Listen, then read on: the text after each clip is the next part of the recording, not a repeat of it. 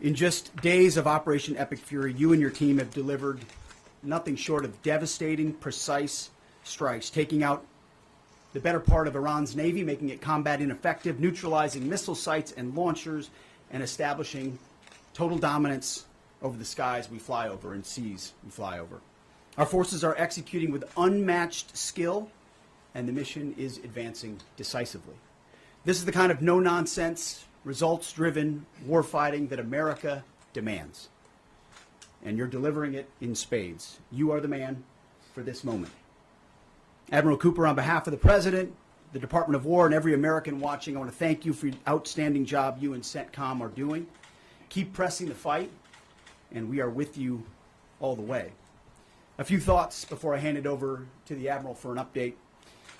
Iran is hoping that we cannot sustain this, which is a really bad miscalculation for the IRGC in Iran. You see, there's no shortage of American will here. We remember and honor our fallen, those 6 that we will soon welcome at Dover, who gave everything for their country in this mission. We remember them. But we remember them by rededicating ourselves even more fervently to this mission. Our commitment to our mission objectives only increases as our advantages continue to increase. We've got no shortage of munitions. Our stockpiles of defensive and offensive weapons allow us to sustain this campaign as long as we need to. Again, our munition status only increases as our advantage increases. Our capabilities, we have only just begun to fight, and fight decisively. Having a chance to hear from Admiral Cooper. If you think you've seen something, just wait. The amount of combat power that's still flowing, that's still coming, that we'll be able to project over Iran is a multiples of what it currently is right now when you add up our capabilities and those of the Israeli Defense Forces. And we have no shortage of authorities. The Admiral knows we have clear objectives with maximum authorities on the battlefield. The dumb, politically correct wars of the past were the opposite of what we're doing here. They had vague objectives with restrictive, minimalist rules of engagement. No more. Our authorities, his authorities, CENTCOM's authorities through the President and myself are maxed out. Our capabilities are overwhelming and gathering still, as are those of our Israeli partners. Our munitions are full up, and our will is ironclad, which means our timeline is ours and ours alone to control. As long as it takes to ensure the United States of America achieves these objectives. And as we flow more forces, and as we flow more capabilities, and as our munitions, as we're flying over the top, have even more devastating effects, we set the tempo, we set the timeline, led by the commander on the ground. Our ear is to the ground to listen to Admiral Cooper. What he needs and what he needs, he will get. We are built for this fight, and we are in it to win it. And we have the right commander in the lead. So I'll now hand it over to Admiral Brad Cooper to give you an update right here from CENTCOM. Admiral. Mr. Secretary, first, thank you very much and good afternoon, and welcome to U.S. Central Command Headquarters, America's warfighting headquarters. It's great to be here alongside the Secretary and representing the more than 50,000 men and women in uniform currently executing Operation Epic Fury. So, Mr. Secretary, first, thank you very much for your leadership and support and the very clear vision and objectives that you've given us to allow us to use overwhelming force against the Iranian terrorist regime. And thanks to all of you for attending today, and welcome to Tampa. We are now starting our 6th day of a historic mission to eliminate Iran's ability to threaten Americans. We are, if I could channel my inner Navy officer, we are at full speed ahead in executing orders given by leadership in Washington. The President and Secretary Hegseth have been crystal clear in their expectations, and we are at a high level of execution. As described by the Secretary and earlier this week by me, U.S. combat power is building as Iranian combat power declines. Our air dominance allows us to hit Iran's center of gravity with overwhelming power and reach. A couple of examples. In just the last 72 hours, America's bomber force has struck nearly 200 targets deep inside of Iran, including around Tehran. And in just the last hour, U.S. B-2 bombers dropped dozens of 2,000-pound penetrator bombs targeting deeply buried ballistic missile launchers. Notably, we've also struck Iran's equivalent of Space Command, which degrades their ability to threaten Americans. Then, if I just look back over the last 24 hours of the operation compared to where we were at start, ballistic missile attacks have decreased by 90% since day one. Drone attacks have decreased by 83% since day one. Having said this, we remain vigilant. Our strikes against the Iranian Navy have intensified. You may have heard the President say just a little while ago that we have sunk or destroyed 24 ships. That was true at the moment. We're now up over 30 ships. And in just the last few hours, we hit an Iranian drone carrier ship, roughly the size of a World War II aircraft carrier, and as we speak, it's on fire. The President gave us another task, to raise or level Iran's ballistic missile industrial base. So we're not just hitting what they have, we're destroying their ability to rebuild. And so as we transition to the next phase of this operation, we will systemically dismantle Iran's missile production capability for the future, and that's absolutely in progress. This is going to take some time, but our forces are well supplied, as the Secretary said, and we are absolutely ready to prosecute this mission decisively. Our combined joint forces have relentlessly destroyed Iran's air defenses over the past few days, and they've continued hunting for more systems to kill. Our air defenders are operating at the very top of their game. I couldn't be prouder, shoulder to shoulder with our partners in the region in many cases, providing the most integrated air defense network in Middle East history. We are fighting to win. Through combined U.S. and Israeli combat power, we will continue decimating Iran's ability to project power outside its borders. And if I can just conclude by saying a strong salute to the brave men and women who are out on the pointy edge of this, really doing exceptional work. I just couldn't be prouder, and I know the American people share in that same pride. So thank you very much. Absolutely.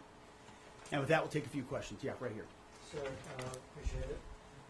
Adm, I wanted to ask, or Mr. Secretary, the Ukrainian president said today that the U.S. has asked for specific capabilities to deal with Shahid drones, Iranian drones.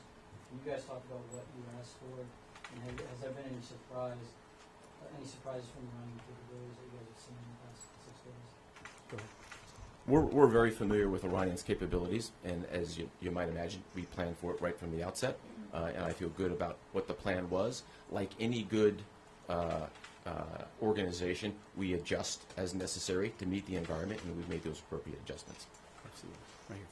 Thanks, Secretary Hegseth. I have two for both of you. One, was an American pilot shot down today in Iraq? And two, I've heard reports that there's enriched uranium stored in Isfahan. I've also heard reports that there's not a lot of bombing there. Is that on purpose? Do we believe there's enriched uranium there? And would we ever send special forces to secure it? As CENTCOM pointed out, that those reports of an F-15 being shot down are false. As you can imagine, Iran is doing everything it can to peddle in lies, deception, and inflation of numbers and reality, mostly to propagandize to their own people, right? They've shut down the internet. They're hoping they can convince their own population that they're having success. One thing one of their leaders said recently is that 500 Americans have been killed, they claim. These are lies. The lies will continue. CENTCOM will continue to debunk those lies. So, and as often is the case in conflict, first reports are often wrong. As it pertains to nuclear material and things like that, one of the objectives the President has always said is that Iran will not have a nuclear bomb, nuclear capabilities, but we would never disclose what we will or will not do inside operational plans. So Admiral Cooper's got a plan. We're working that plan, and targets will be struck or not struck according to what we want to achieve. Yeah, right there. Secretary Hegseth, the President said earlier today in an interview that he would like to have a say in who's the next leader of Iran. Is this an expansion of your military objectives? Do you view it that way? And additionally, you spoke earlier today about how previous leaders have drawn resources from our hemisphere to the Middle East. Mm-hmm. How do you avoid that? Well, there's no expansion. Ultimately, I think the President's having a heck of a say in who runs Iran, given the ongoing operation we have. So there's no expansion in our objectives. We know exactly what we're trying to achieve. I think today's a great example of what this War Department is capable of doing. I was just in another part of Florida today where we announced, America's counter cartel conference. 18 countries coming together from Central, South America, and the Caribbean coming together to fight cartels. That is something that is ongoing. We're focused there. We're focused in the Indo-Pacific. We can mass combat power in CENTCOM. UCOM is able to support that as well. So we know we're laser focused on our hemisphere and our homeland. I mean, that's why we locked down the border. That's why we're working with partners to take on cartels. That's why we're sinking drug boats. That's why we're on the offense there. But the beautiful things about combatant commands is that, you know, Brad Cooper's laser focused on Central Command, just like Frank Donovan is laser focused on Southern Command. We can do both. That's what a global power can do. Ultimately, this issue of Iran's nuclear pursuit and their unwillingness through negotiations to stop it was something President Trump has said for a long time needs to be dealt with. And after 47 years, he's doing something that no other president was willing to do. And we're doing it overwhelmingly, and we're doing it decisively, while also in other parts of the globe having the desired effects. I mean, take, for example, what we displayed yesterday, the Iranian ship in the Indian Ocean, sunk by Indo-PACOM, another combatant command, who coordinated with us in order to make that happen. So America's reach is global. Our focus here, though, these missions are narrow, they're scoped, and Admiral Cooper is well on his way to ensuring that we reach those objectives. Right here, yes, sir. Peter Howard Allman, both condolences your troops killed. Do the Ukrainians are talking about providing low-cost interceptors, given their experience? Is that something that the Pentagon is looking for? And Admiral Cooper, can you walk us through a little bit about how effective the Lucas drones have been, what kind of targets they've hit, and how much that's helped, given that they're low-cost alternatives to the more expensive helium? Go ahead. Sure. I'm not familiar with the particular offer, but interceptors in general, we've had a number of new capabilities being fielded. Obviously, I'm not going to talk about it from the operational perspective of what those are. But I think you have seen over a period of time us kind of get on the other side of this cost curve on drones in general. If I just walk back a couple of years, you remember what you used to always hear? We're shooting down a $50,000 drone with a $2 million missile. These days, we're spending a lot of time shooting down $100,000 drones with $10,000 weapons from ours. So that's one aspect of it. Lucas, indispensable. As many of you know, and if you don't know, this was an original Iranian drone design. We captured it, pulled the guts out, sent it back to America, put a little Made America on it, brought it back here, and we're shooting it at the Iranians. Good targets. Good targets. Absolutely.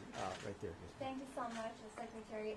President Trump, in his first speech after the launch of the Operation Epic Fury, he addressed Iranian people and he said that there is going to be a time for you to come out, but it's not now. Stay home. It's not safe.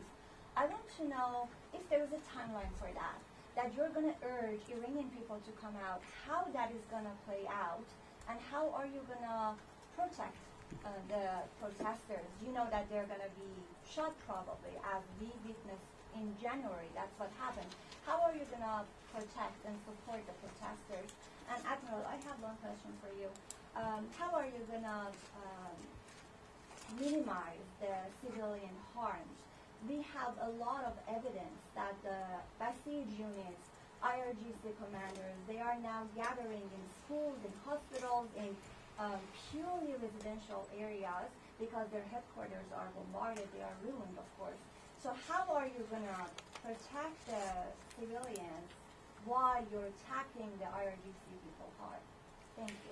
I would just say on the protests, obviously the Iranian people showed a lot of courage in those protests, and we saw the Iranian regime was revealed for what it is in the way they reacted to that. The world saw that. No one's done more than President Trump to reopen the opportunity for those who want a free Iran to do so.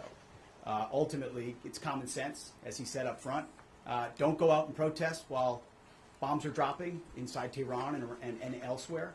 So there will come a moment where he determines, or they determine, that it's the time to seize that advantage. But there's a lot of things we're doing and the Israeli military is doing, targeting those individuals who are targeting those who protest. The more you do that and you erode their will and you erode their capabilities, the more you create an opportunity for people to boldly stand up.